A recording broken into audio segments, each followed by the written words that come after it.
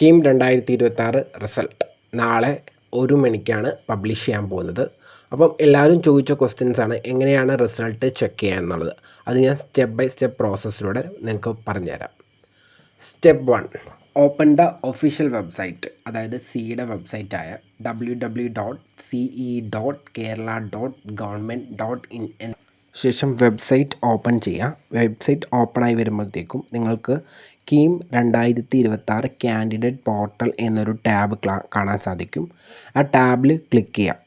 ടാബിൽ ക്ലിക്ക് ചെയ്ത ശേഷം നിങ്ങൾ കാൻഡിഡേറ്റ് ലോഗിൻ എന്ന് പറയുന്ന ഒരു ഇൻ്റർഫേസിലേക്കായിരിക്കും പോവുക. അവിടെയാണ് നിങ്ങൾ നിങ്ങളുടെ ആപ്ലിക്കേഷൻ നമ്പർ, നിങ്ങളുടെ പാസ്വേഡ്, പിന്നെ ആക്സസ് കോഡ്, സ്ക്രീനിൽ കാണുന്ന ആക്സസ് കോഡ് എൻ്റർ ചെയ്ത് നിങ്ങൾ ലോഗിൻ ക്ലിക്ക് ചെയ്യാം.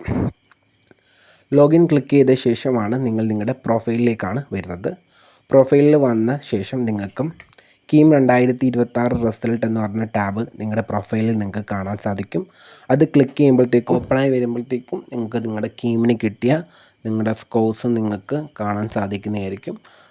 സ്കോറിൻ്റെ താഴെയായിട്ട് നിങ്ങൾ ക്വാളിഫൈഡ് ആണോ ക്വാളിഫൈഡ് അല്ലയോ എന്ന് മെൻഷൻ ചെയ്തിട്ടുണ്ടായിരിക്കും. അതിനുശേഷം നിങ്ങൾക്ക് നിങ്ങളുടെ മാർക്ക് ലിസ്റ്റ് നിങ്ങൾക്ക് PDF ആയിട്ട് സേവ് ചെയ്ത് വെക്കാം. അപ്പം ഇത്രയേ ഉള്ളൂ, വളരെ സിമ്പിളാണ്. വീഡിയോ യൂസ്ഫുള്ളായിട്ട് തോന്നുകയാണെങ്കിൽ എൻ്റെ ചാനൽ സബ്സ്ക്രൈബ് ചെയ്യാം. അപ്പം എല്ലാവർക്കും നല്ല മാർക്ക് കിട്ടട്ടെ എന്ന് ആശംസിക്കുന്നു.